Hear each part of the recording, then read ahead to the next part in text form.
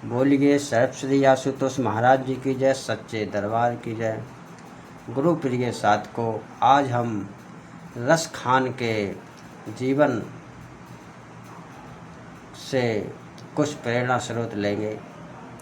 रस खान जो सैयद वंश से ताल्लुक़ रखते थे, एक बार सैयद ने श्रीमद् भागवत कथा का पंडाल लगा देखा। अपार श्रद्धा भाव में डूबे लोगों को देखकर उनके कदम थम से गए। हर दुख से बेखबर एक अजीब ही खुमारी छाई हुई थी। कोई आंसू बहा रहा था तो कोई मस्ती में झूम रहा था, तो कोई एक तस्वीर को एकटक निहार रहा था। भक्तिमय स्वर और ताल की गूंज सैयद को भी खींचने लगी। थमे कदम अपने आप ही उस तस्वीर की ओर बढ़ गए। हाथों में बंसी, शीश पर मोर मुकुट, होठों पर मंद मंद मुस्कान, लहलहाता हुआ पीताम्बर, कंठ में झूलती बैजंती माला। सैयद ने पूछा, कौन है? इसका नाम क्या है? कथावाचक बोला, एक हो तो बताओ। नंदलाल, गिरधर, कन्हैया, बांके बिहारी, गोपाल, कृष्ण। सैयद ने कहा, यह तो बता दो कि यह मिलेगा कहाँ। देखो ना, यह मुझसे कुछ कह रहा है, मानो अपनी ओर बुला रहा है। कथावाचक बोले, यह ब्रिजराज तो ब्रिज धाम में ही मिलेगा। जाओ, कुंज गलियों में इसे खोजना। छिपता छिपाता, हंसता मुस्कुराता कन्हैया कहीं मिल ही जाएगा। जिस नदी को सागर में समाना हो तो वो भला रेगिस्तान से दोस्ती क्यों करने लगेगी। सैयद भी दुनिया के रेगिस्तान से मुख फेर कर कृष्ण रस के सागर में डूबने को तैयार हो गया। प्यास जन्मों की थी, जो प्यासा सैयद मधुशाला का पता जानकर अब रोक ना पाया। पहुंच गया ब्रजधाम। वो यमुना का तीर, कदम की डालियां, कुंज गलियां, चंदन सी ब्रज रस, साक्षात वैकुंठ। सैयद देखकर बेहाल हो गया। दहती जले और बादल ना बरसे, आसमां इतना भी कठोर नहीं। आध्यात्म जगत की वो खासियत ही यही है, कोई चाह कर तो करे, अमृत कलश छलका कर उसे तृप्त कर दिया जाता है। सैयद के जीवन में भी भक्ति के बादल उमड़ घुमड़ रहे थे। ऋतु बसंत बनकर गोस्वामी विट्ठलनाथ जी उसके मन की धरा पर उतरे। इधर सैयद भी स्वागत करने को बिल्कुल तैयार खड़ा था। वैसे भी तो दीदारे खुदा नामक कोहिनूर की चमक देखने ही तो अपने घर से निकला था, और फिर भी घटा जो सच्चे संत फकीरों की पहचान सदा से रही है। नूर में डूबे रहने वाले नूरानी संत विट्ठलनाथ जी ने सैयद अली को अपने अंतःकरण में ही इलाही नूर का जलवा दिखा दिया। गुरु प्रिय साधकों, जब किसी भक्त को ईश्वर के पाने की लालसा जागती है तो भक्त इसी प्रकार बेहाल हो जाता है, जैसे सैयद हो गया। अब तो इस दीवाने की दीवानगी और बढ़ने लगी। सैयद दिन रात कृष्ण प्रेम में अकंठ डूबा रहता। कृष्ण दर्शन करते, प्रेम पद रचते, कृष्ण महिमा गाते गुनगुनाते, यूं ही उसे बरसों बीत गए। गोस्वामी विट्ठलनाथ जी की कृपा से कृष्ण तत्व का दर्शन पाकर यही सैयद इब्राहिम अली फिर कृष्ण रस सागर में ऐसा डूबा कि सदा के लिए रस खान हो गया। उधर क्या देखते हैं कि सैयद के भाई बहन उनको ढूंढने ब्रिज धाम आए। एक दिन उसके भाई और बहन उसे खोजते हुए ब्रिज धाम आ ही पहुँचे। सैयद को खोजना बहुत कठिन हुआ, और सैयद मिला भी तो विशुद्ध भारतीय वेशभूषा, फकीरी के आलम में ढका संत रसखान जो बन चुका था। दोनों भाई बहन अपने भाई रसखान का यह हुलिया देखकर कुछ समझ नहीं पाए और बोले, भाईजान, यह क्या हाल बना रखा है आपने? भाई ने कहा। बहन ने भी हाँ में हाँ मिला दी। हाँ भाईजान, पराए मत को अपना कर आप तो अपनों को ही भूल बैठे।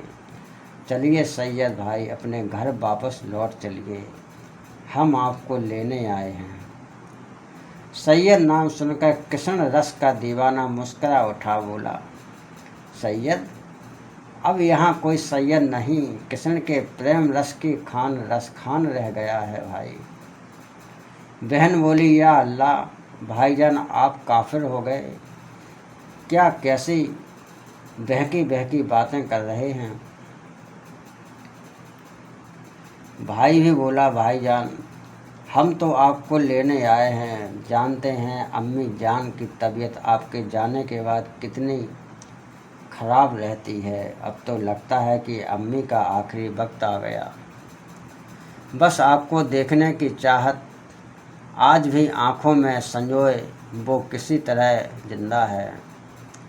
बहन भी बोली, आपको अम्मी का वास्ता, वापस लौट चलिए।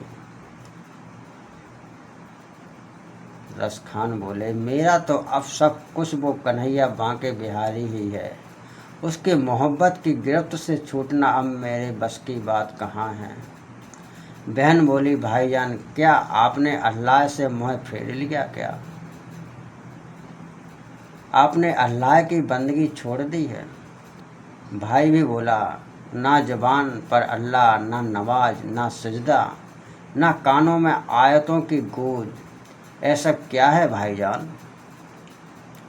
रस खान ने कहा, यही फ़र्क तो मिट गया मेरे भाई, यही फ़र्क तो मिट गया।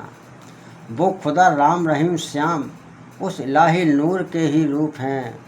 मेरे मुर्शद गोस्वामी विट्ठल नाथ जी ने मुझे दीदार खुदा देकर पाक कर दिया, और वो कन्हैया तो मेरे मन के वृंदावन में बसता है। भाई बहन अम्मी अब्बू हर रिश्ता अब तो उसी से जुड़ चुका है। वही अल्लाह, वही परवरदिगार, और वही तो मेरा गिरधारी है।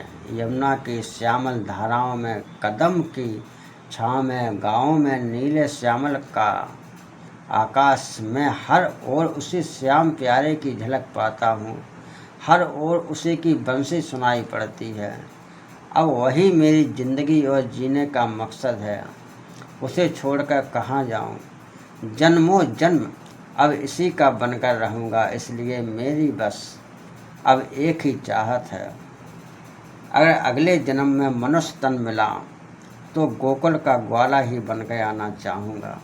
अगर पशु बना तो नंद की गायों के संग चलना चाहूँगा। अगर पत्थर बनकर जन्मा तो गोवर्धन का हिस्सा बनूँगा, जिसे मेरे गोवर्धनधारी ने अपनी उंगली पर धारण किया था। अगर मैं पक्षी बना तो मैं यमुना किनारे कदम की डालों पर बसेरा करूँगा। रस खान के भाई और बहन ने जब ऐसी बेइंतहा दीवानगी को देखा तो यकीन करना मुश्किल हो गया। हैरान होकर पूछ ही बैठे, अरे भाईजान, आखिर कौन है यह कन्हैया? कैसी बांसुरी बजाता है? ऐसा क्या है उसमें जो वो आपके मन में ऐसा बसा कि अपना महज रिश्ते सब छूट गए? जरा उस रस की खान का दीदार हमें भी तो कराइए। रस खान बोले, तो चलिए देखना, मेरा वो बांके बिहारी मुझे भी अपनी कशिश से महरूम ना रखेगा। ऐसा कहकर रस खान ने उन दोनों को श्री राधा कृष्ण की ओर मनमोहर मूर्त के दर्शन करवाए, जिसके सामने बैठकर वे भक्ति के नित नए नए छंद रचते थे। रस खान बोले, यह है मेरा सब कुछ, मेरा सांवरा, मेरा कन्हैया, मेरा खुदा, मेरा अल्लाह, मेरा भगवान।